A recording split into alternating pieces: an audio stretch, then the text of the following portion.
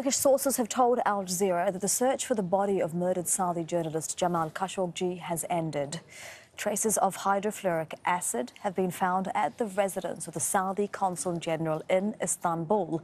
Investigators have suggested that Khashoggi's body could have been destroyed using the chemicals. He disappeared after entering the Saudi consulate more than a month ago.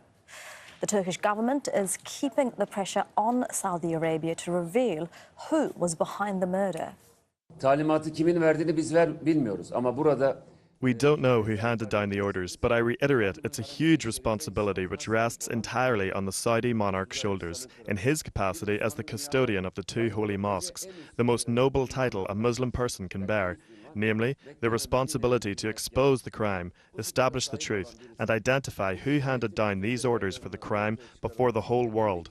It's part of the Saudi responsibility to provide security to the Hajj and Umrah rituals, performed by millions of Muslims every year. If Muslims start to doubt their fate, the security of the rituals would be undermined. The kingdom would be abandoned by Muslims. Therefore, the king must hand down directives to expose the mastermind who plotted this crime.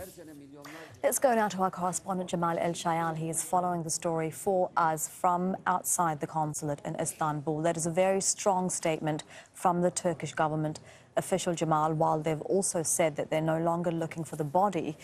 What does this mean for the investigation? Well, it means, Elizabeth, that we're slowly but surely getting to at least some sort of form of a conclusion to this now over a month-long investigation into the assassination of Jamal Khashoggi. Obviously, in the beginning, the question was what happened to him. That was then established he was killed. It was then a question of whether that was premeditated or not and in what way. And the main question that was remaining was, well, what happened to the body? The Saudis had claimed that they had engaged with a local collaborator, as it was described, to dispose of the body.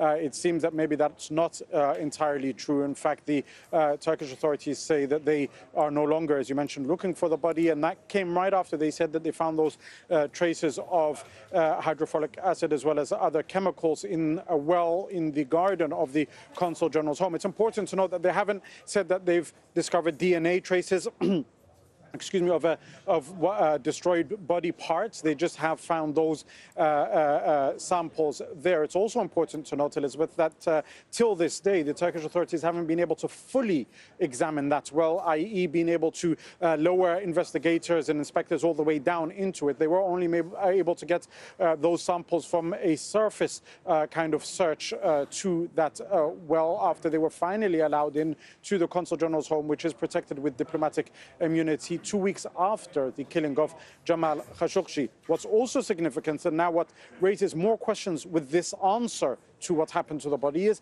how the Turks and the Saudis sat with this idea that amongst the investigators that were sent in by Riyadh to take part in this coordinated investigation into the killing of Jamal Khashoggi, apparently were some experts who were sent by the kingdom specifically to destroy evidence there.